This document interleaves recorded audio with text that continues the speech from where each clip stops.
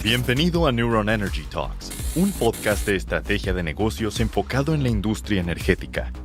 Aquí, líderes de grandes empresas comparten su visión mientras abordan las principales tendencias de una industria innovadora, apasionante, altamente eficiente y sobre todo uno de los grandes motores que transformarán el destino del país. ¡Arrancamos!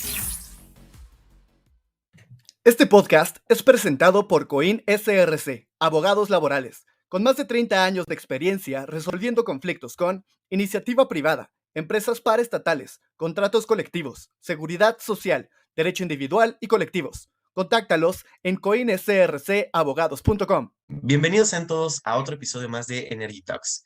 A continuación tenemos una charla muy interesante con Enrique Rojo, CEO y socio de Insight Force, el cual ingresó desde 2017 y tiene una amplia experiencia en lo que es estrategia en energía, gas y petróleo y minería. Enrique, muchísimas gracias por tu tiempo, muchísimas gracias por estar aquí. Gracias a ti, Antonio. Saludos a todos. Y pues si quieres vamos empezando en materia, Enrique. ¿Cuál es el panorama energético? ¿Cómo es el proceso para la creación de energía aquí en México? Bueno, la creación de energía o la generación de energía en México tiene dos vertientes muy importantes. La primera de ellas es la electricidad, ¿no? Con la compañía que representa al Estado mexicano, la Comisión Federal de Electricidad, y por el otro lado tenemos petróleo y gas, ¿no? Representando al Estado mexicano a través de Petróleos Mexicanos y de las compañías que entretejen todo el sector energético y petrolero a nivel nacional. De verdad es simple. Déjame comenzar con petróleo y gas.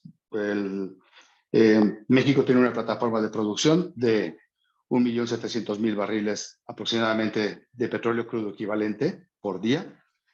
Esto equivale al consumo nacional, pues sí y no. En realidad, de este millón o 1.7 millones de barriles de petróleo al día, México exporta alrededor de 600.000 barriles de crudo al día, pero a la vez importa 1.3 millones de combustibles, es decir, gasolina, diésel y combustible de aviación, 1.3 millones de barriles al día para satisfacer la demanda nacional. Esto en lo que se refiere al panorama energético desde exploración y producción. Y el proceso de refinación, pues México lo efectúa a través de las 6 refinerías que tiene localizadas en territorio nacional, que son Cadereyta, Ciudad Madero, Salamanca, Tula, Minatitlán y Salina Cruz, y la refinería que tenemos en Texas, que es la reciente adquisición de esta administración, que es la refinería de Deer Park. Hoy día, la refinería más grande, de mayor capacidad. Esto es en lo que se refiere a petróleo y gas. Si nos vamos a la parte de electricidad, México consume alrededor de 1.7 megawatts por hora, y esto se produce a través de diversas fuentes, ¿no? O sea, la electricidad es generada pues en un 60% por la CFE y en un 40% por compañías privadas, ¿no? La CFE tiene claramente divididas sus actividades en generación, transmisión, distribución y comercialización. Pues cuando hablamos de transmisión estamos hablando de aquellas grandes antenas que podemos ver o torres de alta tensión que normalmente vemos en las afueras de las ciudades o en las carreteras. La distribución pues es el cableado urbano a través del cual el servicio te llega a casa. La comercialización, que es la actividad en sí de vender la energía eléctrica, de ser capaz de comercializarla. Y no menos importante, la generación. La generación en México se hace a través de diversas vías, ¿no? La más popular de ellas es la termoeléctrica, es decir, la quema de combustible fósil, ¿sí? A través de la quema de combustóleo, gas natural o plantas de ciclo combinado, ¿no? Alrededor de 2/3 de la energía de México se produce de esta forma. Y hay otros mecanismos, por ejemplo, la quema de carbón, son las carboeléctricas de la región carbonífera de Navas en Coahuila. La energía nuclear, ¿no? Teníamos 2 centrales nucleares, las 2 están ubicadas en Laguna Verde, Central 1 y Central 2, son propiedad de la CFE en Veracruz. Geotermia, hidráulica, eólica, fotovoltaica. y algunas fuentes más. Todavía hay mucho trabajo que hacer en lo que se refiere a la generación de energías limpias, ¿no? Energías verdes a través de recursos como el hidrógeno, el aprovechamiento de gases residuales, del metano, a partir de otros procesos industriales, los ingenios azucareros, incluso la energía oceánica, ¿no? Que es con el movimiento de corrientes y olas del mar. Todavía no hacemos nada allí. Este es el panorama energético mexicano. Si podemos hacer una comparación, somos muy pequeñitos con respecto a nuestros vecinos del norte.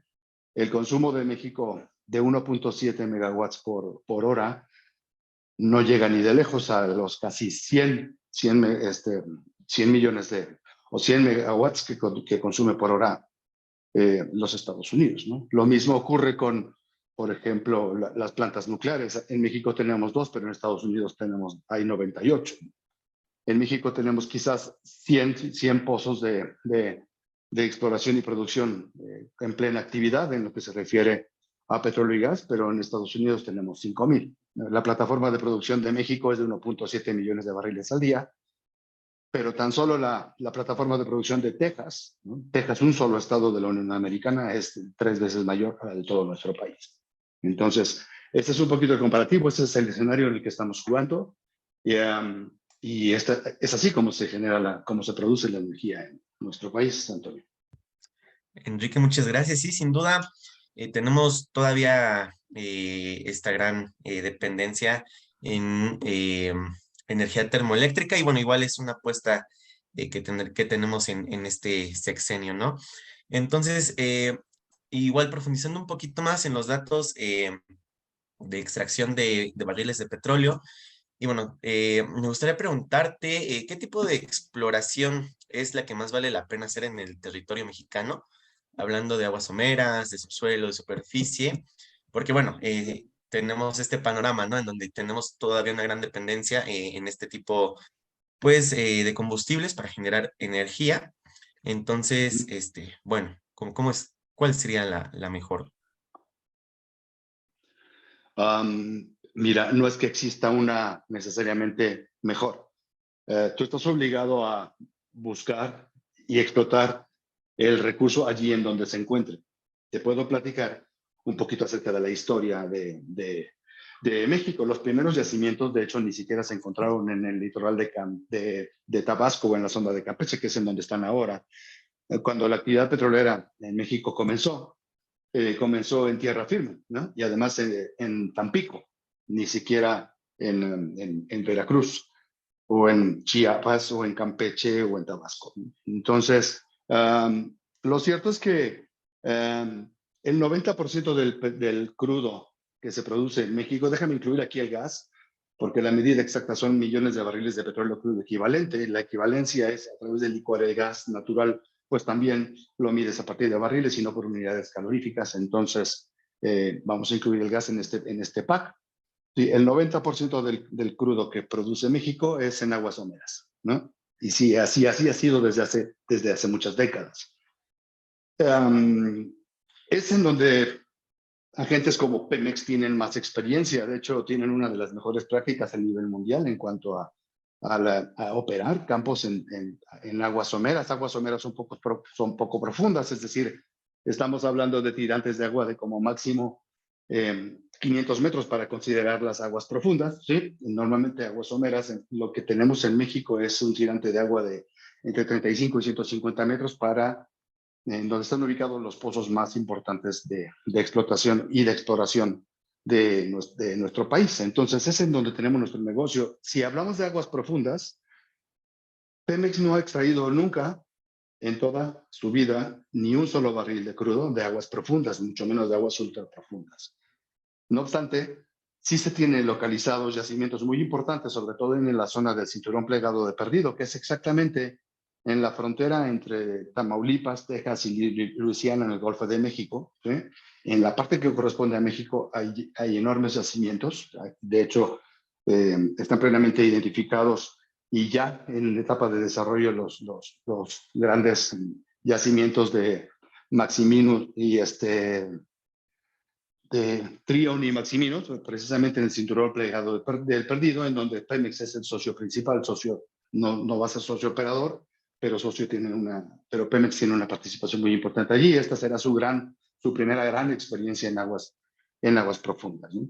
Trabajando de la mano con British Petroleum, con Shell y otras grandes compañías petroleras que sí que tienen mucha experiencia en el mundo en este tipo de yacimiento. También hay otro gran yacimiento de gas natural. El gas natural es un recurso muy estratégico para México porque todavía tenemos una alta dependencia de generación de electricidad a partir de la quema y el uso del gas natural, tanto en plantas termoeléctricas como en plantas de ciclo combinado.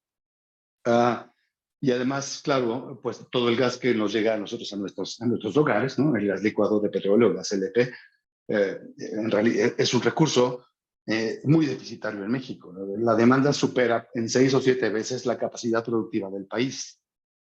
Entonces hay una alta dependencia de importación de este combustible, pero también hay un yacimiento muy importante llamado La Cacha, a 80 kilómetros al este de las costas de Alvarado en Veracruz, en aguas ultraprofundas o aguas profundas, ultraprofundas, que además está previsto que tenga 3 o 4 veces más gas natural del que se había calculado inicialmente. Entonces es una gran oportunidad. Este proyecto se abordó desde la administración anterior, después se abandonó por falta de recursos de inversión, recursos de financiación. Entiendo que esta administración actual intenta retomar el proyecto LACACH, que es muy estratégico y es una asignación de Petróleos Mexicanos. ¿Qué más? Esto es lo que hay ahora, ¿no? También hay yacimientos en tierra firme. La producción de crudo en tierra firme en campos como Ébano, en Comalcalco, en Cárdenas, etcétera, no es tan importante como la de aguas someras, pero es constante, ¿sí? Además, aquí contamos con estos son los campos en donde las compañías que operan no tienen necesariamente que ser gigantescas, no tienen que ser un Exxon, no tiene que ser un Chevron, no tiene que ser un BP, ¿no? Hay compañías incluso mexicanas, un poquito más pequeñitas, que son capaces de operar estos campos petroleros en tierra y también aportan su granito de arena a la plataforma de producción nacional. Hoy día, el ecosistema petrolero está compuesto también por empresas privadas, como debes saber, a partir de la reforma energética del año 2013.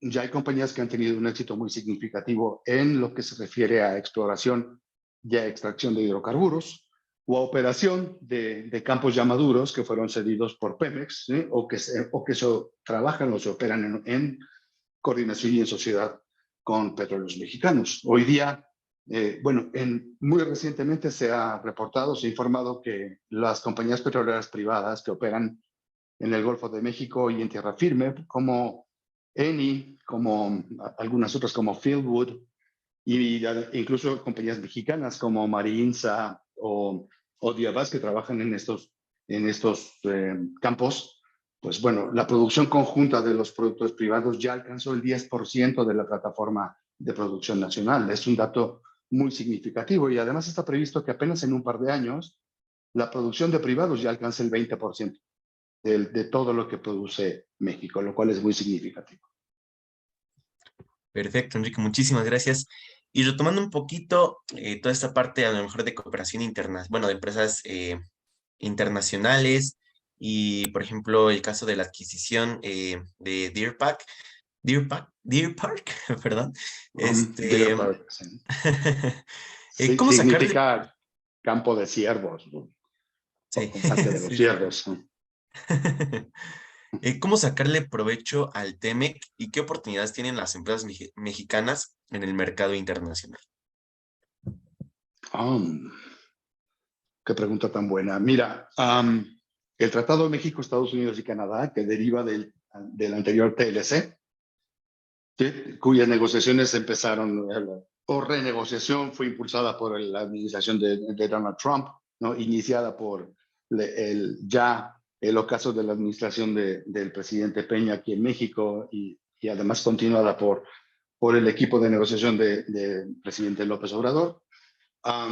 establece cosas muy claras, ¿no? Hay temas muy claros. Nosotros somos muy pequeñitos comparados con la economía de los Estados Unidos, pero Canadá también es pequeñita comparada con la economía de los Estados Unidos. Entonces, las oportunidades de las empresas mexicanas en este sector, yo las veo más como oportunidades de intercambio, de generación de riqueza, de compartir tecnología, de compartir metodología, de compartir conocimiento y sobre todo de inversión, pero no de inversión en México hacia afuera. Y efectivamente, hay compañías petroleras mexicanas, incluso privadas, que tienen en su horizonte de planeación estratégica, pues incursionar en mercados internacionales, pero hoy día esto no está ocurriendo, ¿sí? La verdad es que, salvo muy poquitas excepciones, no hay compañías mexicanas operando en el exterior y tampoco Petróleos Mexicanos tiene una operación significativa en otros mercados y tampoco la CFE lo está haciendo. Pero sí hay presencia de compañías extranjeras trabajando en México. Entonces, ¿qué es lo que tenemos que hacer? La verdad es que tenemos que establecer los fundamentos más importantes de una alianza de cooperación, una alianza estratégica entre compañías privadas y sector gobierno. Cuando tú tienes un aliado estratégico, debes de tener claro que hay que compartir muchas cosas. Se trata de la filosofía de compartir cuando haces una alianza estratégica, habla de compartir beneficios, compartir utilidades, compartir gastos, compartir filosofía, compartir conocimiento, compartir tecnología, compartir riesgos, ¿no? Son los principios de compartir. Si no estás dispuesto a compartir a cabalidad estos 5 o 6 elementos fundamentales, vale más la pena que no hagas una alianza estratégica con estas personas, ¿no? Con estas compañías. En el caso de México, lo que México tendría que hacer es, México no tiene la capacidad por ejemplo, para incursionar, investigar exitosamente y además tener un papel relevante y claro y contundente en temas de energías renovables, por ejemplo, en el hidrógeno. Pero podemos hacer alianzas estratégicas para poder ser más efectivos y alcanzar mejores resultados a través incluso de involucrar al cuerpo científico, en la academia, en todo lo que se refiere a investigación. Es muy importante que las compañías extranjeras interesadas en participar en la economía mexicana o en el mercado energético mexicano, en el sector energético mexicano, pues están dispuestas a invertir ese recurso que hoy por hoy, del que hoy por hoy México no dispone, ¿sí? Entonces, al asumir las compañías extranjeras de inversión y los riesgos, ¿no? Y México aportar su conocimiento, ¿no? Su experiencia, su know-how, su metodología y obviamente el conocimiento de su territorio, sus recursos naturales, etcétera, pues entonces se puede llevar a cabo una alianza muy efectiva que proporcione resultados altamente satisfactorios para todos, ¿no? Y esto es una forma de aprovechar el TIMEC, pero esto tiene que ser de forma justa. También el tratado México, Estados Unidos y Canadá establece que el mercado debe ser libre, la competencia tiene que ser justa, el suelo tiene que estar parejo para todos. Ahora mismo hay una disputa por el tema de la intención de esta administración de favorecer a compañías paraestatales o compañías productivas del Estado, como son Petróleos Mexicanos y la Comisión Federal de Electricidad, en detrimento de las compañías privadas que ya están operando aquí en México, ¿no? Entonces, ya se han iniciado algunas charlas, algunas consultas, es posible que... Ok, la parte del arbitraje. Déjame decirlo de otra forma. Desde la llegada o la aparición de nuevas compañías en lo referente a generación y comercialización de electricidad en México, como te dije al principio, la actividad de eléctrica mexicana está dividida en 4 pasos, que es la generación, la transportación, ¿sí? que es la alta tensión, la distribución y la comercialización. Bien, pues en cuanto a transportación y distribución, esas actividades son exclusivas del Estado. Ninguna compañía privada, ni mexicana ni internacional, tiene permitido trabajar, ¿no?, en este mercado en ámbitos de transporte, en lo que se refiere a transportación y a distribución de energía eléctrica, solamente en generación y solamente en comercialización. Pero ojo, cuando hablamos de comercialización, estamos hablando de que estas compañías tienen derecho de vender su energía a la Comisión Federal de Electricidad, nada más. No a Enrique Rojo, no a ti, no a nadie más, solamente a la CFE. Entonces, ¿qué es lo que pasa con la CFE? La CFE está obligada necesariamente a comprar esa energía generada por privados para poder distribuirla al mercado mexicano. La verdad es que sí y no. Primero, te voy a decir por qué sí debería comprar la energía y distribuirla, que de hecho actualmente se hace. ¿Bien? Imagínate que tú eres una compañía privada, tú montas una planta de cogeneración de electricidad, ¿no?, muy eficiente, de última tecnología, ¿no?, una planta de vanguardia, y eres capaz de generar el megawatt hora a un costo de la mitad de lo que le cuesta generar a la CFE su propia electricidad.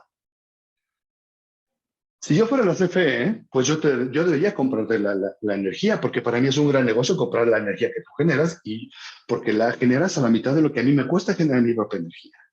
Y para mí es un gran negocio comercializar esa energía que tú generaste por mí, ¿cierto? Desde ahí suena bien y suena lógico, todo hace mucho sentido, ¿ya? Y parece que es muy correcto.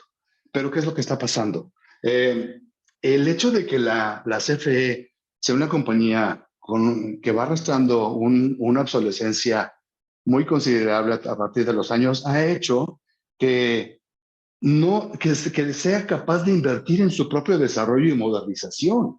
Entonces, cuando llega una compañía privada desde cero y hace todo reluciente, nuevo, con última tecnología, y es más eficiente que tú, entonces estás generando energía de una manera más sustentable, más responsable, más respetuosa con el medio ambiente, más económica y mucho más rentable para la CFE.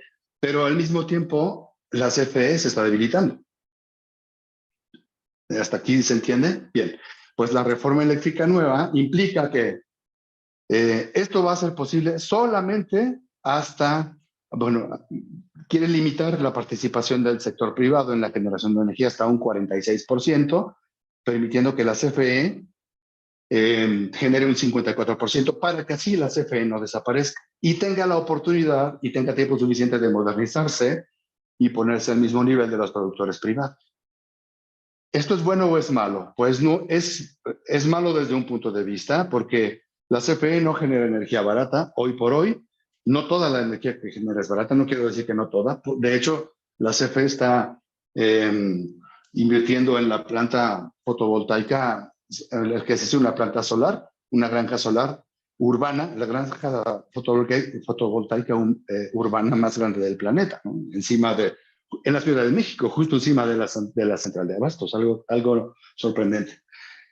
Y poco a poco se va modernizando. La intención de la CFE es muy buena, ha alcanzado sus metas y está logrando alcanzar poco a poco sus metas de descarbonización, y poco a poco va dejando, o al menos le está priorizando, la generación de energía limpia, no necesariamente económica, pero lo que la administración pretende es que la CFE no desaparezca, a partir de permitir a los privados, ¿no? Entonces, si tú generas una propuesta de ley, una propuesta de reforma, en donde vas a favorecer a un solo agente del mercado llamado Comisión Federal de Electricidad, ¿no?, y por ley vas a decir que nadie puede generar, todos en conjunto no pueden generar más del 46% de la energía de México, y una sola compañía generará el 54%, pues estás violando el Tratado de Libre Comercio. Lo podemos decir con otras palabras, podemos hacer que suene más lindo, pero la verdad es que se está violando un tratado de comercio, porque el tratado establece que el piso debe ser parejo para todos. Esto es lo que está ocurriendo ahora, y por eso es que estamos justamente atravesando pues todo este por estos tiempos tan complicados en lo referente a la controversia y las disputas que pueden generarse a partir de este asunto en particular con los Estados Unidos. Perfecto, Enrique. Y sí, justo esta obsolescencia, ¿no? Que tiene CFE, tanto en infraestructura, tecnología, incluso un poquito en la parte capital intelectual, me atrevería a decir. ¿Qué tan eficientes son las empresas privadas mexicanas, digamos, en el mercado mexicano y a comparación de empresas extranjeras? ¿Qué tan eficientes son? Ok, hay varias consideraciones aquí. Déjame empezar por la gente y el talento. La gente que trabaja en el sector energético mexicano, yo me atrevería a afirmar, y sin lugar a dudas, que estamos hablando de técnicos, de ingenieros, de personas muy capaces en el mundo. Son altamente competitivos, conocen muy bien su trabajo, conocen muy bien su negocio, tienen la camiseta bien puesta, aman a sus empresas y de verdad hacen muy bien su trabajo. Te voy a hablar un poquito de tecnología. Si hablamos de habilitadores como tecnologías o metodologías, pues aquí es en donde ya se presenta un rezago muy importante. México no está invirtiendo lo suficiente en investigar, en desarrollar fuentes de energía, maneras diferentes y mejores formas de hacer las cosas en las organizaciones, principalmente en lo referente a electricidad y también a petróleo y gas. Y por otro lado, durante mucho tiempo ha existido una interpretación muy extraña en lo que se refiere a estas compañías. Por ejemplo, si te hablo de petróleos mexicanos, por muchos años, ¿no? Te estoy hablando de que apenas desde la reforma energética en 2013, 2014, Pemex despertó y dijo, caray, tengo que producir petróleo de una forma rentable, ¿no? ¿Por qué? Porque les llegaba el mandato, les venía el mandato desde el Poder Ejecutivo, ¿no? Diciendo, tienes que producir 2.5 millones de barriles al día, sí o sí, cueste lo que cueste, o 2 millones de barriles al día, o 3 millones de barriles al día. No me importa de dónde lo saques, no me importa de dónde vengan, pero tú produce eso porque eso es mi promesa de campaña. Y entonces, pues no es igual de barato producir un barril de petróleo en aguas someras, en un yacimiento como Cantarell, que es un campo maduro que ha estado produciendo desde los años 80 y 90, o desde Cumalopzat, ¿no? En el litoral de Tabasco, que es en donde se produce la mayoría. Ese es el yacimiento más grande de México ahora mismo, ¿no? Es de donde sale el grueso de nuestra producción de petróleo. No es lo mismo sacarlo de allí que ir a Chicontepec, a tierra firme, a meter, ¿sabes? A explotar un barril de crudo de alta complejidad, ¿no? A través de un mecanismo no convencional. Digo, en México no hacemos fracking, pero digamos que también tenemos campos maduros en tierra firme, en los cuales es muy caro explotar el crudo. Sobre todo en los campos maduros, Antonio, fíjate, cuando un campo petrolero, un pozo petrolero ya empieza a decaer, ¿no? Normalmente la vida útil, la vida de un pozo es de 40 a 50 años, ¿sí? Te tardas unos 5 años en explorar y confirmar las reservas, en delimitarlas y en desarrollar otros 5 años. Después viene la explotación primaria, que puede durar 20 años, la explotación secundaria otros 20 años, que es la del campo maduro, y después tienes que abandonar el pozo. La suma de esto es 50 años. Cuando un pozo ya es viejo, es maduro y su producción empieza a decaer, entonces se vuelve cada vez más caro extraer un barril de petróleo, porque el aceite o el gas están muy escondidos. De hecho, cuando un campo es maduro ya no tiene gas natural, ya no hay presión natural para poder sacar el recurso. Si el campo además está a mucha profundidad, estamos hablando, por ejemplo, hablamos de un campo que está a 1900 metros del subsuelo, ¿no? ¿Sí? Más 200 o 300 metros de tirante de agua, pues es complejo sacar el crudo de ahí cuando ya no existe presión. Para poder extraerlo tienes que inyectar nitrógeno, diversos químicos, agua a alta presión con arenas, y eso hace que el barril sea muy caro. Si el precio de referencia internacional del crudo es muy bajo, entonces la verdad es que no te sale económico extraer ese barril. Vale más la pena que lo dejes ahí en donde está. porque es más caro producirlo que venderlo. Pero pues durante, no años, durante décadas, Pemex hizo esto, extrajo los barriles, todos los que encontraba, sin importar el costo, ¿no? Esto que provocó, bueno, pues sí, provocó que el efecto positivo que tuvo fue que nos acercamos siempre a la promesa de producción de crudo del país, pero al mismo tiempo estamos perdiendo dinero. Entonces, cuando la maquinaria empieza a perder dinero, ¿qué pasa cuando una empresa empieza a perder dinero?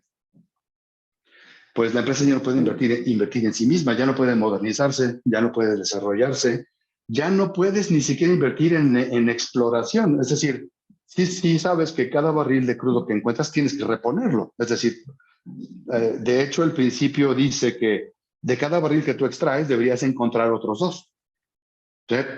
Pero si no tienes recursos para invertir en la exploración, solamente explotas, pues entonces estás acabándote la reserva que tienes, pero no estás encontrando reservas nuevas. Entonces, ¿qué es lo que pasa al final?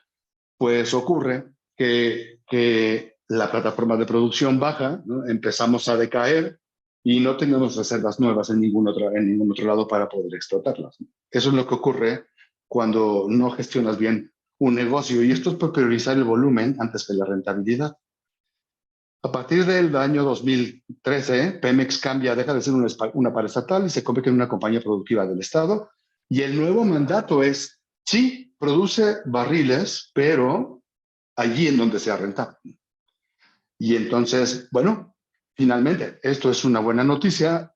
Pemex está trabajando ya en esa línea, pero pues está llegando un poco tarde, ¿sí? Ahora cuesta mucho trabajo que Pemex recupere su nivel, recupere la capacidad de poder invertir en sí misma. Y además, durante muchos años, pues la compañía fue saqueada, ¿no? Fue considerada la caja chica o la chequera de la Tesorería de México, ¿no? Y entonces Hacienda como principal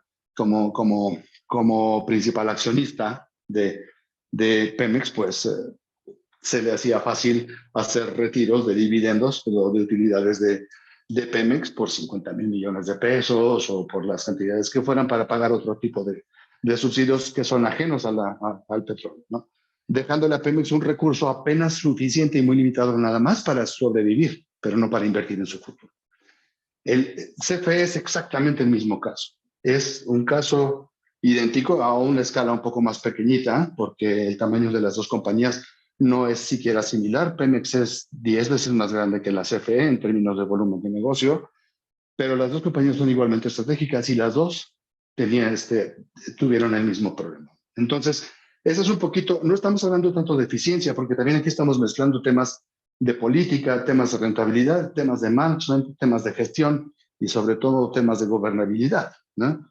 Y viabilidad. Pero es un poquito la historia de la eficiencia de las compañías energéticas en el país respecto a otros lugares del mundo. ¿Qué es lo que pasa en los Estados Unidos? Bueno, Estados Unidos no tiene una compañía paraestatal, ni una compañía productiva del Estado como Pemex, ¿no? Si me dejas hablar de petróleo y gas. De hecho, Estados Unidos produce 10 veces más petróleo crudo que México, 10 veces más, ¿sí? De hecho, 11 veces más. Están rayando casi los 20 millones de barriles de crudo que consumen al día, porque el consumo de Estados Unidos es de 20 millones de barriles de petróleo al día. Ese es el volumen de consumo de crudo que necesita la principal economía del mundo. China también consume cerca de 20 millones de barriles de petróleo al día. Para ponerte en un contexto, todo el mundo, todo el planeta consume 100 millones de barriles de petróleo crudo equivalente por día. 100 millones. De esos 100 millones, 20 los consume China, 20 los consume Estados Unidos. Los otros 60 millones los consumimos entre todos los demás, ¿sí? Entonces, ¿qué es lo que está ocurriendo aquí? ¿Por qué Estados Unidos o Arabia Saudita, que también tiene una plataforma de producción de 15 millones de barriles de petróleo al día, cómo han logrado esos números? Bien, pues a partir de un buen management, a partir de tomar buenas decisiones y a partir de involucrar a la iniciativa privada en todo lo que se refiere al desarrollo de su industria eléctrica, ¿no? Cosa en la que, desde decir, en México fue muy renuente durante muchísimos años a hacer esto.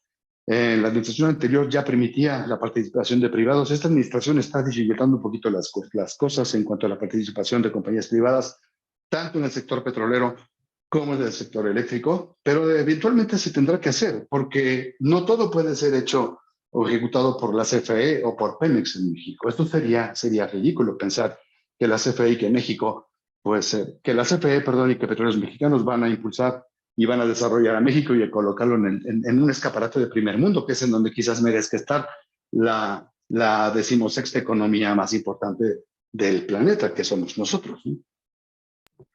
Ahí lo tienes. Sí, Enrique, muchísimas gracias. Retomando esta, digamos, autosuficiencia de Estados Unidos y de China, por ejemplo, ¿qué tan bueno, qué tan malo sería la autosuficiencia aquí en México, tanto pues energética y de petróleo, de combustibles, hidrocarburos? Entraría un poquito igual con los conflictos de interés que nos comentabas hace un momento. Cuéntanos, cuéntanos. Ok. Nuevamente déjame ir al tema de Estados Unidos. Hace 20 años la administración del presidente Bush, uno de los puntos más importantes de su agenda estratégica fue la nación debe alcanzar su soberanía energética. Ya tenemos que dejar de importar crudo, que lo siguen haciendo, ¿no? Y tenemos que generar nuestra propia energía sin depender de otros países. Y la verdad es que eventualmente Estados Unidos lo logró. Su producción de crudo, ¿sí? La producción de petróleo crudo de Estados Unidos se ha duplicado, pero lo han hecho en un tiempo espectacular, lo han hecho en tan solo 8 años, ¿no? ¿Cómo lo lograron? Pues bueno, lo hicieron de muchas formas. Primero, ya lo dije al principio, permitir que la industria, que los privados hagan su trabajo, ¿sí? Que las compañías hagan su trabajo. Las compañías, no olvides que cuando tú permites que una compañía opere en suelo mexicano, pues en realidad no le estás dando el suelo, ¿no? El petróleo sigue siendo de la nación. Hablando de México, el petróleo es de México, no es de Pemex, cuidado, es de México, ¿sí? Y el suelo es de México y el subsuelo también es de México. ¿Sí? Solamente estamos dando una concesión para que alguien trabaje durante 20, 30, 40, 50 años en un determinado espacio, ¿no? Limitado además o delimitado geográficamente eh, para que juntos generemos riqueza. Esto es nuevo en México, pero no lo es en otros países, ¿no? La agenda estratégica de muchos países ha cambiado. Si hablamos del caso de España, cuya compañía principal antes, todavía parte de Repsol es del Estado, si la compañía petrolera principal de española es Repsol. España ya ha renunciado a todas sus actividades de exploración y producción en cualquier parte del mundo. España tiene 7 refinerías, me parece que tiene 7 u 8 refinerías, es algo similar a lo de México. Están metidos en el negocio de la refinación de petróleo y sobre todo de gas natural, pero ya no extraen petróleo de ninguna parte, ya no explotan petróleo, ya no exploran y ya no explotan porque esto ya no es estratégico para ellos. Ellos van más rápido hacia la descarbonización. Lo mismo está ocurriendo con los Estados Unidos, ¿sí o no? Pues la verdad es que no. Estados Unidos sigue siendo una economía gigante que tiene una altísima necesidad de energía, ¿no? Es por eso que, por ejemplo, la producción de petróleo de Estados Unidos a través del fracking, es decir, a través de la roca de lutita, ¿no? Del gas de esquisto, levantó la producción. Hace un momento te dije, ¿cómo lograron duplicar su producción en tan poco tiempo? Bueno, pues ellos apostaron por el desarrollo de mecanismos no convencionales para poder explotar este crudo. Uno de ellos fue el fracking. Aquí en México no se permite el fracking, a pesar de que México tiene grandes reservas de gas natural localizadas en Chicontepec, que es el área de Veracruz y Tampico. Ese gas natural se puede extraer a través de tecnologías de fracking, pero no queremos hacer fracking aquí en México porque existe la teoría de que se contaminan los mantos acuíferos a través de esa tecnología. No está necesariamente comprobado, no lo sabemos con mucha certeza, pero es así como Estados Unidos se fue a por su soberanía energética, ¿no? En lo que se refiere a petróleo y lo mismo en lo que se refiere a electricidad. Pero esto que ha ocasionado, pues, ha ocasionado que cada vez los países sean más sensibles a las altas y bajas en los precios, tanto del petróleo. No olvides que mucha de la electricidad que se genera en el planeta todavía se genera a través del petróleo, ¿sí? O de la quema de gas natural, que también es un petrolífero, es igual, ¿sí? Entonces, cada vez que el precio del petróleo está alto, también el precio de la electricidad está alto y viceversa. Entonces, sí, la suficiencia energética es muy importante. En México deberíamos de tener soberanía energética, es decir, producir todo lo que el energético que necesitamos, incluidos los combustibles. Sí, sí y no. Te voy a decir por qué. Hoy día, ya te dije al principio de la entrevista, México importa 1.3 millones de barriles de combustibles por día. Combustibles, ¿no? Donde 2/3 son gasolinas, casi 1/3 es diésel y un poquito, un 5% aproximadamente es combustible de aviación, ¿no? Turbocina. Esto es lo que importa México. Y solamente México exporta 600,000 barriles de petróleo crudo al día, sin refinar. ¿Esto qué provoca? Esto provoca que haya un desbalance en la balanza comercial y la balanza energética muy considerable, ¿no? Es más, yo te puedo asegurar, solamente en los primeros 6 meses de este año ya se han invertido más de 6,000 millones de dólares, ¿sí? 1,000 millones de dólares mensuales en la importación de combustibles de México, ¿no? Otro tanto se ha perdido también intentando contener la inflación a través de subsidios del impuesto del IEPS, ¿no? De Impuesto Especial sobre Productos y Servicios, que el gobierno está subsidiando a la gasolina magna, al diésel y a la gasolina premium, ¿sí? Entonces, el desembolso que hace el país para poder garantizar su abasto de energía sin desatar o al menos intentando contener la inflación es muy considerable. Lo que ha costado la refinería de Dos Bocas, que va a costar entre 8,000 y 12,000 millones de dólares, ¿sí? Sí, va a poder aliviar mucho a la producción de combustibles, ya que tengamos nuestra soberanía, logremos nuestra soberanía energética, al menos en lo que se refiere a combustibles en México. Sí, y sabes que eventualmente México podría dejar de importar combustibles. ¿Sí? Esto sí que podría pasar, porque no nada más está construyéndose Dos Bocas, también se adquirió Deer Park, ¿sí? Y también se está invirtiendo en las 6 refinerías que ya existían para poder reconfigurarlas y reacondicionarlas, ¿no? Porque se encontraban en condiciones deplorables. Entonces, si la capacidad de refinamiento, de refinación de México supera los 2 millones de barriles por día y somos capaces de producir todo ese combustible que nosotros necesitamos, ¿sí? Que son 2 millones de barriles de combustible al día, de los cuales importamos 1.3 millones de barriles, no producimos todo el que necesitamos aquí. Entonces México tendrá su soberanía en términos de combustible, ¿sí? Pero ¿qué pasará? ¿Lo vamos a poder hacer de forma económica o no? Pues ahí depende, tenemos que echar números, ¿no? Tenemos que hacer las matemáticas y además de ahí determinar si de verdad lo hemos logrado hacer de forma rentable o no, porque no olvidemos que el subsidio al IEPS, lo que hemos invertido en reconfigurar refinerías, lo que invertimos en adquirir Deer Park, lo que estamos invirtiendo en construir Dos Bocas, etcétera, pues se traduce en miles de millones de dólares. Y todo esto tenemos que traerlo a valor presente neto y hacer, y además intentar encontrar aquel punto en el futuro en donde vamos a encontrar ese punto de equilibrio y recuperaremos la inversión que estamos haciendo, ¿sí? Y hablando de electricidad, pues es exactamente lo mismo. En electricidad, el desafío no es tanto el abasto, ni la generación, sino la descarbonización. Aquí tenemos que lograr la transición a energías limpias más rápidamente. Vamos muy lentos, lo tenemos que hacer. Los privados están haciendo un gran trabajo, un buen trabajo, pero tenemos una controversia entre ellos y gobierno también, como se explicó anteriormente. Tenemos que trabajar todos esos puntos finos, pero yo me atrevo a asegurar de que las compañías privadas deben ser muy protagonistas en este mercado tan estratégico para nosotros. Justamente, Enrique, retomando este tema de la descarbonización, ¿Cómo ha sido este proceso? ¿Cómo ha sido esta transición? Y justamente cómo la regulación debe apoyar esta transición hacia energías renovables. Ok.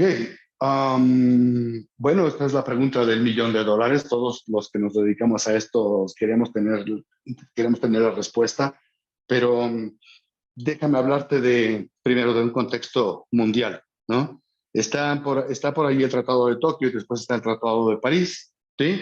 En donde las economías desarrolladas del mundo y las economías emergentes pues tienen el compromiso de reducir su emisión y su huella de carbono, ¿sí? Con el fin de preservar la vida en nuestro planeta. Ahora, ¿qué es lo que está ocurriendo en realidad? Ah, están pasando muchas cosas. Por ejemplo, recién leí hace unos días, la compañía Mercedes-Benz acaba de anunciar que dentro de solamente 7 años y algunos meses más, ¿no? Todos los automóviles que fabricarán solo serán eléctricos, absolutamente todos, todos. Todo esto se fue adelantando. Si hablamos de hace 5 años, 10 años, pues se hablaba de producir autos eléctricos para el 2050, después 2040, 2035, y ahora se está adelantando todo esto al 2030. ¿Qué es lo que está ocurriendo aquí? Pues que vamos tarde, estamos llegando tarde a la descarbonización. En México ni siquiera estamos pensando o ni siquiera estamos considerando de tener un desarrollo considerable en lo que se refiere a la generación de energía limpia para descarbonizar el país. Estamos haciendo nuestra tarea para disminuir nuestra huella de carbono, pero ni mucho menos estamos pensando en una movilidad eléctrica de alta escala aquí en México, ¿no? De hecho, todavía no se termina de construir la refinería de Dos Bocas. Entonces, imagínate, estamos muchos pasos detrás de la descarbonización. Es muy importante que logremos avanzar en este sentido. Ahora, si hablamos de agentes muy importantes en el mundo como China o los Estados Unidos, pues el pujante crecimiento de la economía china, China se va a posicionar como la primera economía del mundo de aquí al año 2030. ¿Sí? Va a superar a los Estados Unidos y en algunos aspectos ya los tiene muy superados. ¿Sí? Pero China será la primera economía del mundo en el año 2030 o antes.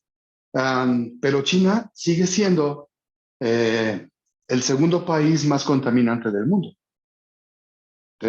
¿Después de quién crees? Pues después de los Estados Unidos. ¿Sí?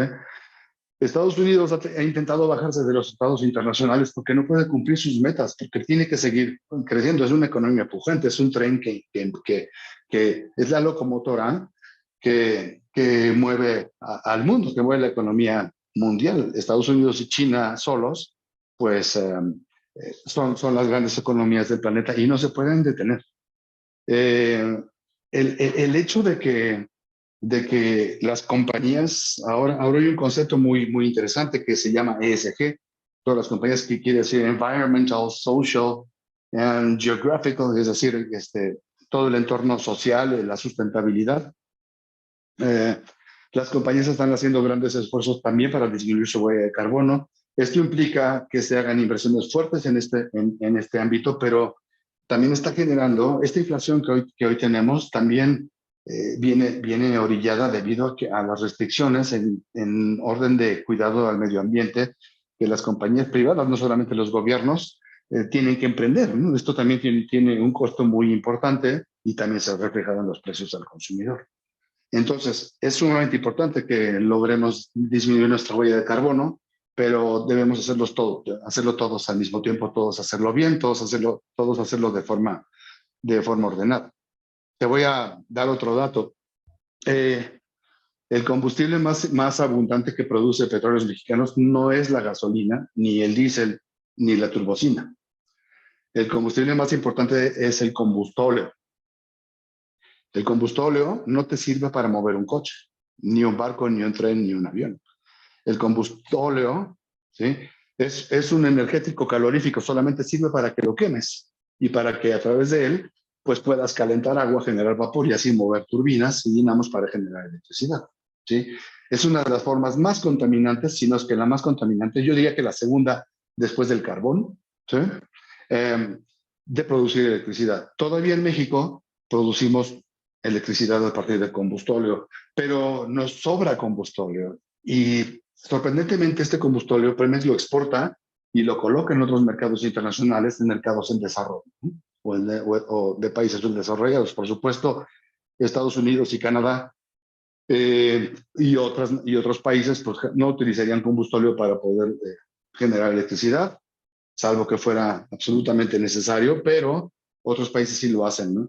Entonces, al usar tu combustóleo, por supuesto que no estás disminuyendo tu huella de carbono, todo lo contrario, sigues contaminando el planeta. Entonces, es un juego muy delicado porque también hay intereses económicos, hay intereses políticos y sobre todo está la rentabilidad y no podemos generar una crisis grande o una crisis en el abasto de energía en ningún país o comprometerla con la buena intención o con el lindo propósito de disminuir la huella de carbono, ¿no? Por supuesto que la economía no se va a detener, pero aquí tenemos que llegar a un punto en el que hay que reflexionar y evaluar qué es más importante, ¿no? El planeta es muy importante y la verdad es que si no aceleramos la descarbonización de todo el planeta, pues al final lo acabaremos matando y esto no es lo que nadie quiere.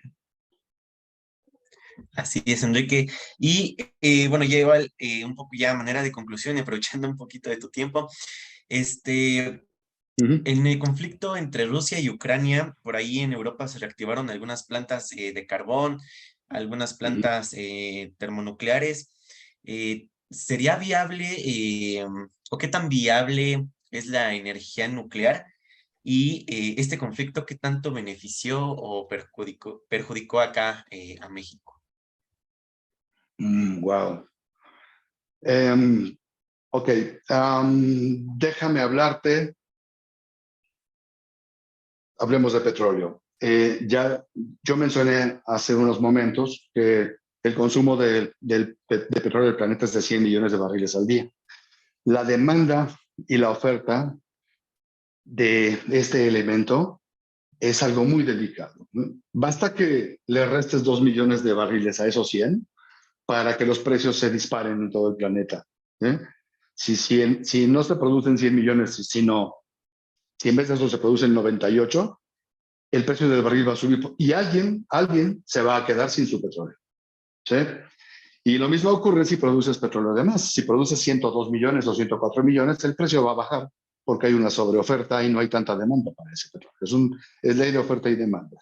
¿Qué pasa con el conflicto de Rusia con Ucrania? Bueno, pues Europa Occidental, no es una región que se caracterice por tener grandes yacimientos de petróleo o de gas natural, ¿no? Son economías desarrolladas que, además de donde el clima es hostil y necesitan calentarse en invierno y refrescarse en los veranos, ¿sí? Necesitan energía para poder seguir desarrollándose, ¿sí? Entonces, Rusia es es el productor de gas natural más grande del mundo, de gas natural no asociado, ¿sí? Tiene un par de compañías muy importantes. La más importante de ellas es Gazprom, que es una compañía estatal, como Pemex. Ahora, el 40% de la producción de Gazprom, ¿sabes a dónde va? Va a Europa, ¿no? Se va a Europa. Europa es su cliente, pero viaja a través de ductos. Tienen ellos dos sistemas de ductos. Un sistema de ductos al norte, ¿sí? Que atraviesa por la parte más septentrional de Polonia y en sí entra por la parte del Mar del Norte, Alemania, ¿sí? Y otro gran ducto, el más importante de ellos, que es el del sur. El del sur atraviesa Ucrania. Entonces, al desatarse el conflicto, ya no se puede desplazar el gas natural a través de Ucrania. ¿Qué es lo que ocurre entonces? Aquí la oferta se ve afectada, ¿eh?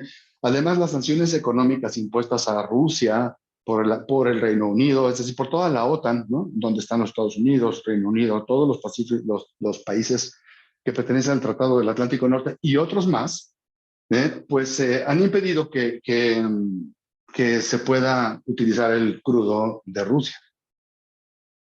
¿Qué pasa con esto? Pues bueno, a pesar de que se ha aumentado la producción, países de la OPEP y no miembros de la OPEP han incrementado su producción, pues ya no estamos en los niveles de los 100 millones de barriles al día de producción. ¿Sí? Además, no olvidemos que la economía mundial se está recuperando apenas de la pandemia, pero todavía no alcanza su punto óptimo de recuperación.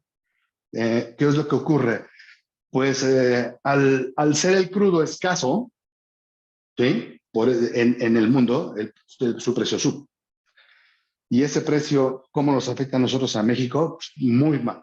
Nosotros, si fuéramos un país como Arabia Saudita, un país que exporta 14 millones o 13 millones de barriles de crudo al día y nada más se queda con uno para consumo interno, pues nos hubiéramos sacado la lotería, porque si el crudo es muy caro, pues entonces ingresamos muchísimo dinero. Pero no es el caso de México.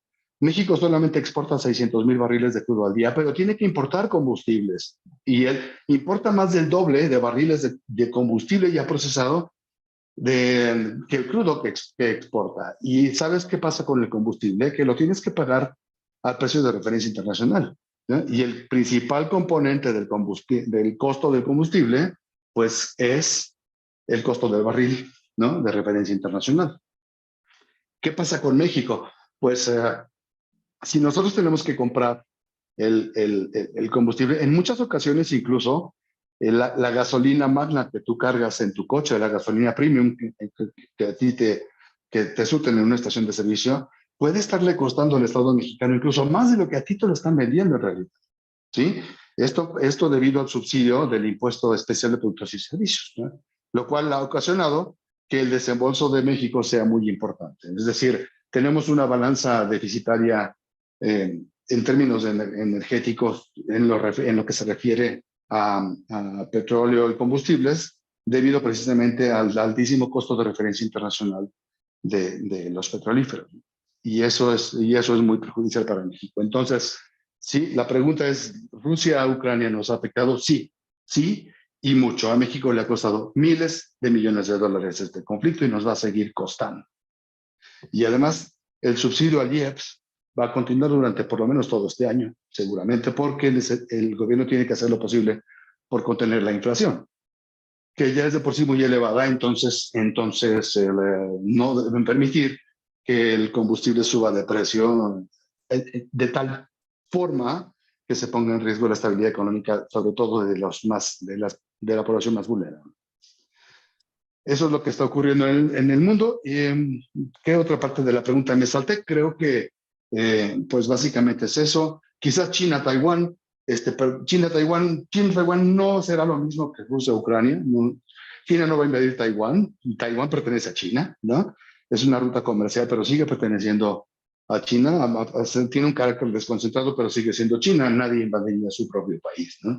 Entonces, no creo que ocurra nada muy importante en este contexto de China-Taiwán, a no ser que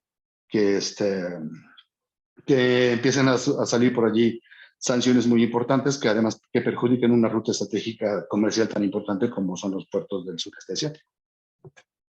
Perfecto, Enrique. Y sí, justo también agregaría la parte del dólar, ¿no? Ya que todo el mercado de petróleo internacional se mueve en dólares, con este efecto que tuvimos de un dólar fuerte, pues también, también es un factor que afecta, ¿no? Y pues sí, justamente el panorama de China y Taiwán, pues sí, como tú dices, parece que pareciera y esperáramos que no se invadiera a sí mismo, ¿no? Pero bueno, igual ahí estaríamos entrando con temas de los microchips, pero bueno, ojalá que todo siga como va. Y pues, Enrique, no me queda más que agradecerte por tu tiempo, por tu espacio. No sé si tengas por ahí alguna conclusión, algún tema por ahí que hayamos dejado de lado, que es importante.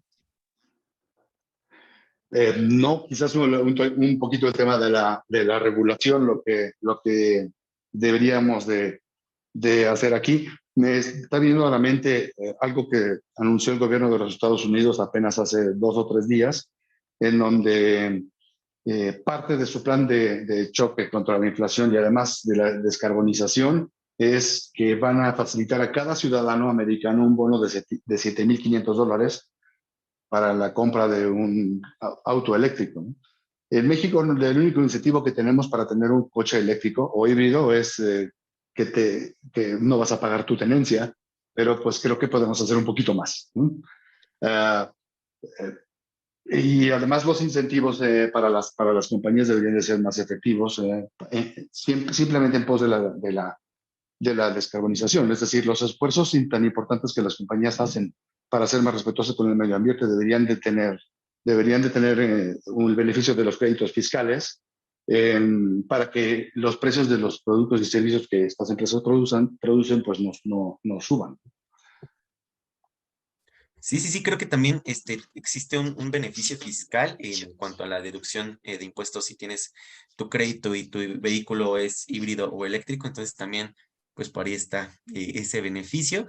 Y pues, Enrique, muchísimas gracias, igual a todo el auditorio por estar aquí, y pues igual una invitación a todo el auditorio para que se acerque a Insight Force y con Enrique, pues para estar al pendiente de todos estos temas tan importantes. Y pues, Enrique, de nuevo, muchísimas gracias. Gracias a ti. Hasta luego. Gracias por acompañarnos a un episodio más de Neuron Business Talks. Sigue la conversación en vivo en nuestros foros de negocios del sector automotriz, minero, energético, tecnología y petróleo. También te invitamos a seguirnos en nuestra página neuronbusinessgroup.com, nuestras redes sociales y suscríbete a nuestro newsletter, donde recibirás información de primera mano sobre nuestras entrevistas y eventos exclusivos de la comunidad de Neuron Business Media.